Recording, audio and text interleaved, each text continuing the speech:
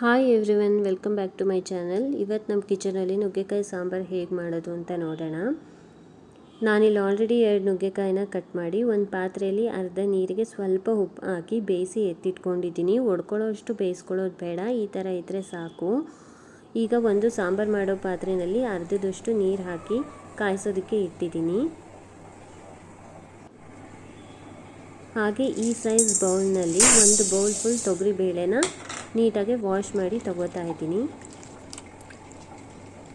ಹಾಗೆ ಇದಕ್ಕೆ ಬೇಕಾಗಿರೋ ಇಂಗ್ರೀಡಿಯೆಂಟ್ಸು 2 ಈರುಳ್ಳಿ ಹಚ್ಚಿಟ್ಕೊಂಡಿದ್ದೀನಿ, 2 ಟೊಮೆಟೊ ಹಚ್ಕೊಂಡಿದ್ದೀನಿ, 2 ಹಿಡಿಯುವಷ್ಟು ದಂಟಿನ ಸೊಪ್ಪನ್ನು ಹಚ್ಚಿ ಎತ್ತಿಟ್ಕೊಂಡಿದ್ದೀನಿ. ಈಗ ನೀರು ಮಳ್ತಾ ಇದೆ. ತೊಳೆದು ಎತ್ತಿಟ್ಕೊಂಡಿರೋ ಅಂಥ ತೊಗರಿಬೇಳೆನ ನೀರಿಗೆ ಹಾಕ್ತಾ ಇದ್ದೀನಿ. ಒಂದು 10 ನಿಮಿಷ ಹಾಗೆ ಕುದಿಯೋದಕ್ಕೆ ಬಿಡಬೇಕು.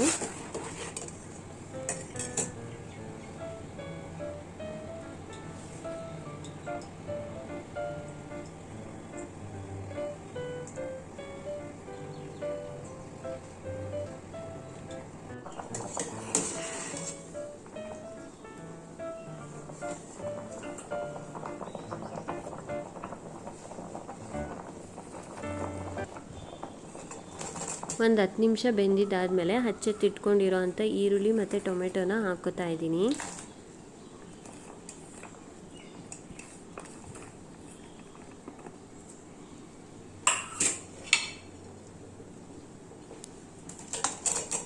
ಟೊಮೆಟೊ ಕೂಡ ಹಾಕೋತಾ ಇದ್ದೀನಿ. ಹಾಗೆ ಸೊಪ್ಪನ್ನು ಕೂಡ ಹಾಕೊಳ್ಳೋಣ.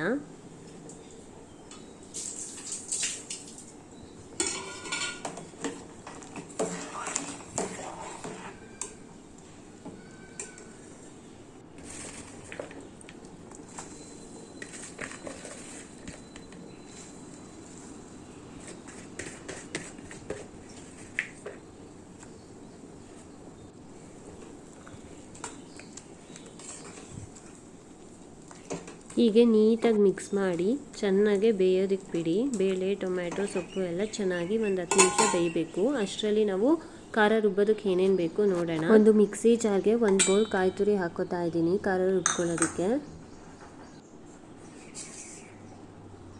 ಸ್ವಲ್ಪ ಗಸಗಸೆ,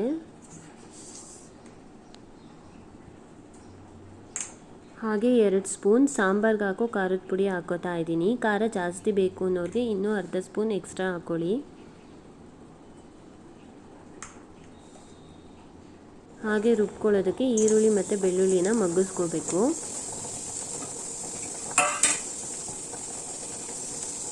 ಒಂದು ಈರುಳ್ಳಿ ಹಚ್ಚಿ ಹಾಕ್ಕೊಂಡಿದ್ದೀನಿ. ಒಂದು 5-6 ಬೆಳ್ಳುಳ್ಳಿ ಹಾಕ್ಕೊಂಡು ತುಪ್ಪ ಹಾಕ್ಕೊಂಡು ಈರುಳ್ಳಿ ಮತ್ತು ಬೆಳ್ಳುಳ್ಳಿನ ಮಗ್ಗಿಸ್ಕೊತಾ ಇದ್ದೀನಿ.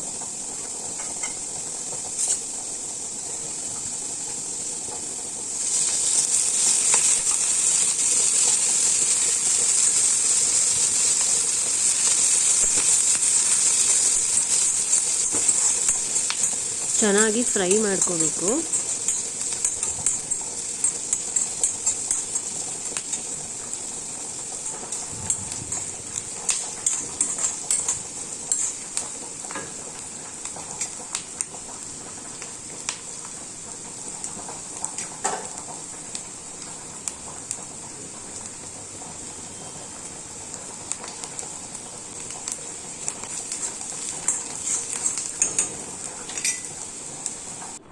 ಈಗ ಚೆನ್ನಾಗಿ ಫ್ರೈ ಆಗಿದೆ. ಇದನ್ನು ಮಿಕ್ಸಿ ಜಾರಿಗೆ ಹಾಕ್ಕೊಂಡು ಇದಕ್ಕೆ ಸ್ವಲ್ಪ ನೀರು ಹಾಕ್ಕೊಂಡು ರುಬ್ಕೋತಾ ಇದ್ದೀನಿ.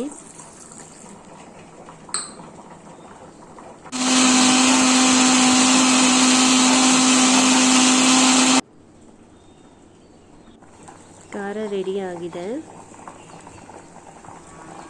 ಬೇಳೆ ಕೂಡ ಚೆನ್ನಾಗಿ ಬೆಂದಿದೆ. ಬೇಳೆ, ಸೊಪ್ಪು, ಟೊಮೆಟೊ ಎಲ್ಲ.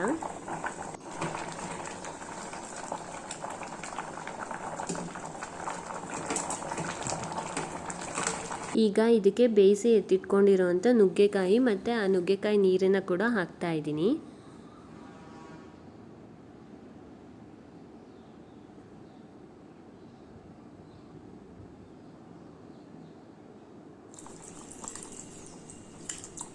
ನುಗ್ಗೆಕಾಯಿ ಬೇಯಿಸಿದಂಥ ನೀರನ್ನು ಕೂಡ ಮಿಕ್ಸ್ ಮಾಡ್ಕೊತಾ ಇದ್ದೀನಿ.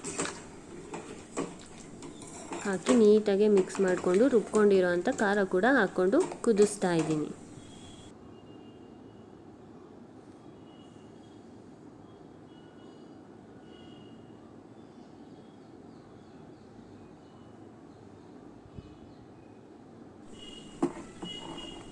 ಚೆನ್ನಾಗಿ ಮಿಕ್ಸ್ ಮಾಡಿ.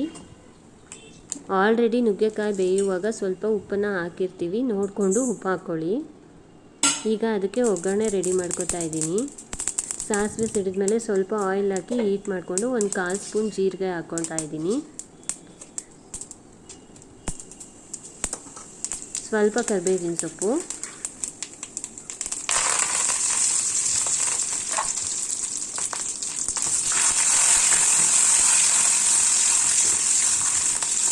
ಬೇಕಂದರೆ ಒಂದೆರಡು ಮೆಣಸಿನ್ಕಾಯಿ ಕೂಡ ಹಾಕ್ಕೋಬೋದು. ಹಾಗೆ ಹಿಂಗೆ ಹಾಕೋತಾ ಇದ್ದೀನಿ. ಒಗ್ಗರಣೆ ರೆಡಿಯಾಗಿದೆ. ಈಗ ಇದನ್ನು ಸಾಂಬಾರ್ಗೆ ಹಾಕಿ 2-3 ನಿಮಿಷ ಚೆನ್ನಾಗಿ ಸಾಂಬಾರನ್ನ ಕುದಿಸ್ಬೇಕು. ಉಪ್ಪು ಖಾರ ಇದಕ್ಕೆ ಸ್ವಲ್ಪ ಜಾಸ್ತಿ ಇದ್ರೇ ಚೆನ್ನಾಗಿರುತ್ತೆ, ಸಪ್ಪೆ ಇದ್ದರೆ ಚೆನ್ನಾಗಿರಲ್ಲ ಟೇಸ್ಟು.